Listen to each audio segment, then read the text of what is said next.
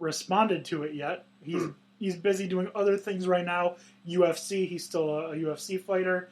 He's doing this show for MTV. I don't know if you've ever seen the show The Challenge, where they take old real world people in other reality TV shows that are like real world.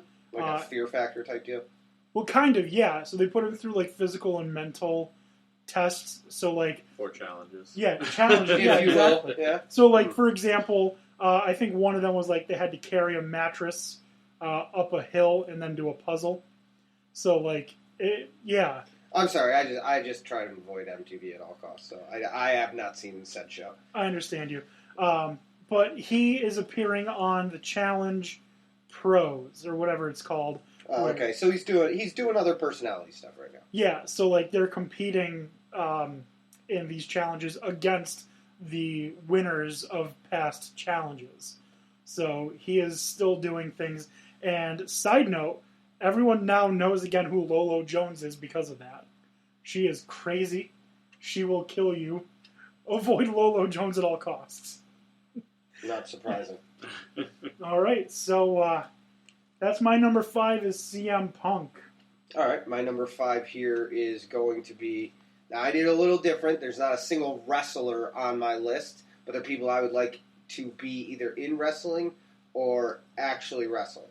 So, I'm going to start with Aaron Judge.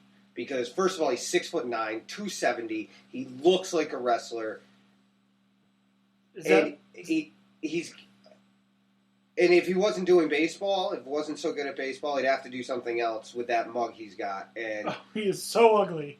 Wrestling just seems to fit so well. He is so. I mean, I feel like he'd be a natural fit into someone that are like the WWE. Maybe not his personality because he's kind of a quiet guy. But I mean, I think anybody that if you were getting children into this, nightmares. So yeah, exactly. He wouldn't even have to say anything.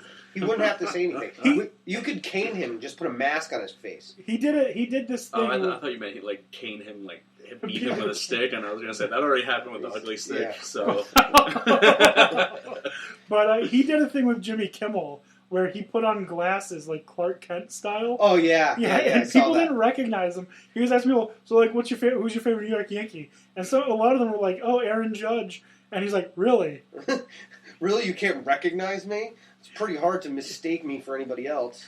Yeah, so... I feel like that's especially hard because he's 6'9". Right. Who's this random tall guy that's like... Right. Who do you think, like, oh no, this like light LeBron James. Yeah, right? Exactly. So, you went with Aaron Judge. I have, I went with CM Punk. Oh, what's going on? Oh my goodness. The lights went out. And then when they came back on, Dan O'Shea was missing. I guess in true WWE style, he's been kidnapped. That would only make sense. Immediately after this episode, we will go find him. Yeah, but after we finish it, because let's set the priorities where they are. Yeah, so we're going to continue on. Like I just said, your number 5, Tony, was Aaron Judge. Correct. My number 5 was CM Punk. So we're going to go on now to number 4. For me, I have Montel Vontavious Porter, MVP. Despite all of his off-field issues, off the field in quotes, he was extremely talented. One of the best mid-card guys I remember ever seeing. He brought a certain cocky attitude that you can really only describe as like a swagger that really helped him propel through the mid-card, never quite reaching the top card, but I think he was perfect at what he did, and that was elevating the upper talent. Not only would I not mind seeing him come back to WWE, I hope he does. Yeah, I like your selection again. I would much more... I'd be more inclined, because I don't watch a lot of the WWE currently. It very seldom. I do catch certain pay-per-view events and make sure I know what happened in these events.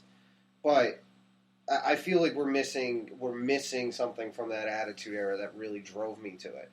And I want the charismatic people who are going to make it more of the entertainment more of the back and forth and who are going to hype it up more.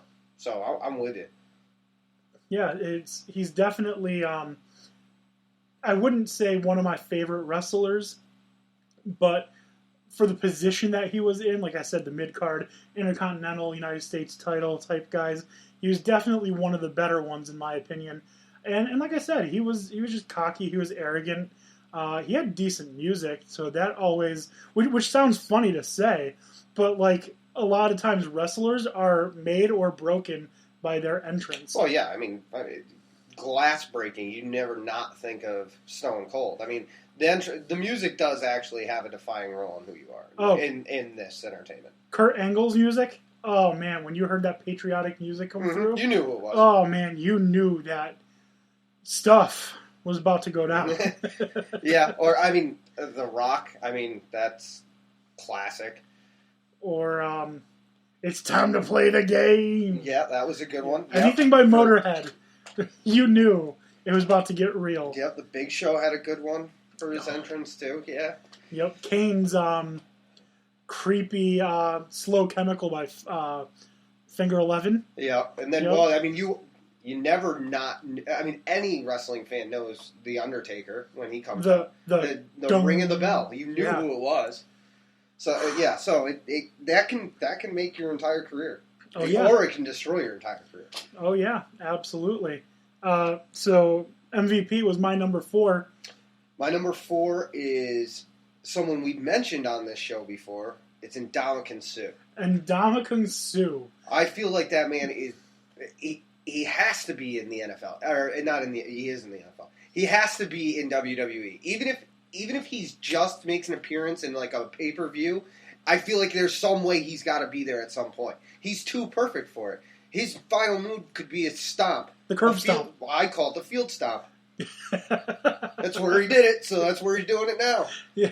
So, I mean, come on. He'd be a perfect villain. He's already a character when you get a mic in front of him. Yeah, and I don't know because I don't think... I feel like he'd be too dangerous to put in the ring. Because he's not polished. He's very rough.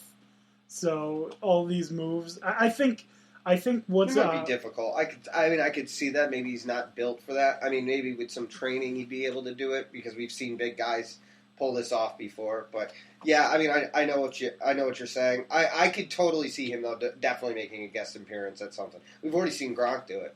Oh yeah. Oh, athletes all the time. Shaq has done it. Mm-hmm. Floyd Mayweather's done it. Mike Tyson's done it. Our sitting president's done it. Yeah, we'll get to him in a little bit, I guess, huh? Yeah, so he is definitely someone that if he were able to polish off those rough edges, would be a great fit for WWE in terms of attitude, willingness to break the rules. Yeah, I think he'd play a good villain. Do you think he'd be fined more in NFL or WWE? Oh, the NFL. He's not done getting fined in that. There's no way. WWE... I'm almost willing to bet in Vegas there's a good line on whether or not he gets fined this year. Whatever that bet is, I will take it. Yeah, right? I will take that 100%.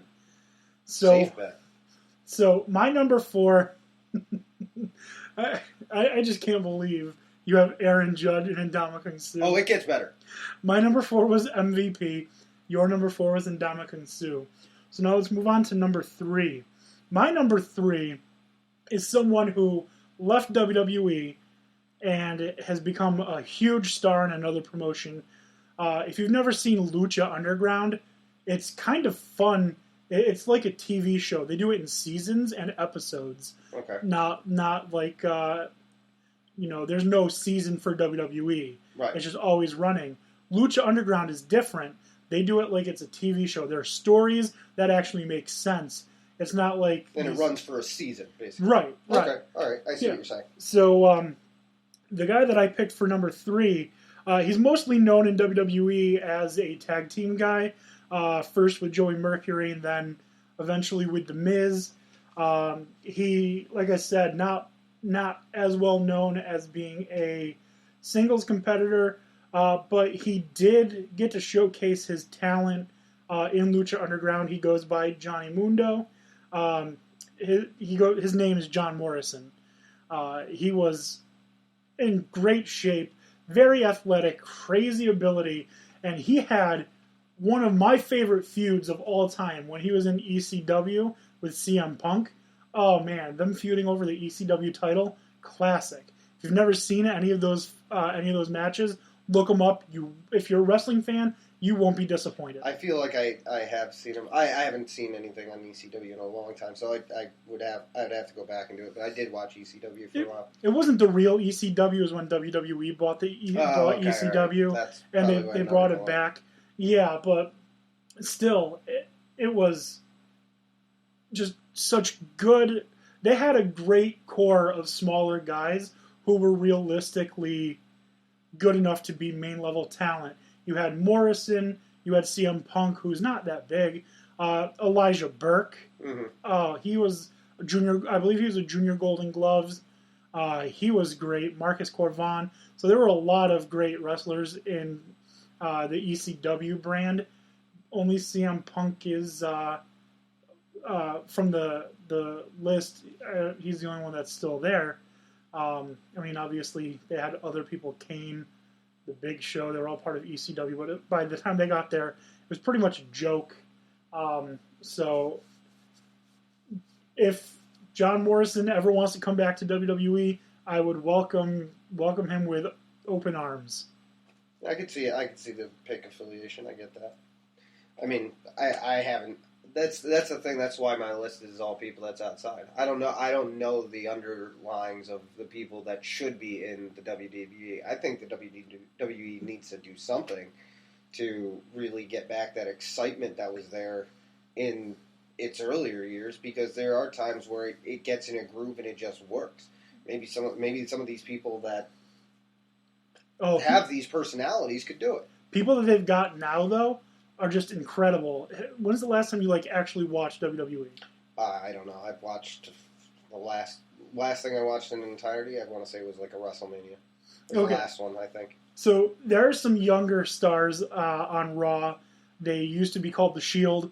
Dean Ambrose. I know some of them. Like, I got Dean Ambrose. I've got Seth Rollins. I've got Roman Reigns. Like, I have a basic idea of the Watt family, or Wyatt family. What are they called? Yeah, and then there on SmackDown, there is a couple of guys. Now I'm blanking on there. Kevin Owens, who used to go by Kevin Steen in other promotions. You got Sami Zayn, who he is just crazy athletic for being such a small guy. So they brought back the cruiserweight division with such great athletes like Ho Loon and TJP. That's what he's going by now. TJ Perkins is what he used to go by. So they're bringing the excitement back. Enzo Amore and Big Cass. That's good to hear that they're going back to where they were. I mean, you and I have had this discussion before. They need to bring back things like, bring us back to the Hardcore Championship. Like, come on. That was entertainment at its finest. Why did that ever go? Seriously. And, my favorite thing when I was, 9, when I would play the wrestling video games, was the First Blood match. Oh, yeah. Bring that back. Buried Alive match? Come on. Casket match. What was the one? Inferno match where they set the ring on fire? Yeah, do this. More of this. I don't care if it's a liability. Pay the insurance. Put it all on pay-per-view. Seriously. And even the Extreme Rules matches they do now are garbage. You literally, a year and a half ago, had Dean Ambrose versus Brock Lesnar in a hardcore match. And he had a barbed wire bat. He had a chainsaw. He had all sorts of, other weaponry. Yeah. And what does he choose? He hits him with a chair. Oh, good. Predictable. Yeah. Nice. He can't even use the ring bell to the head or anything like that.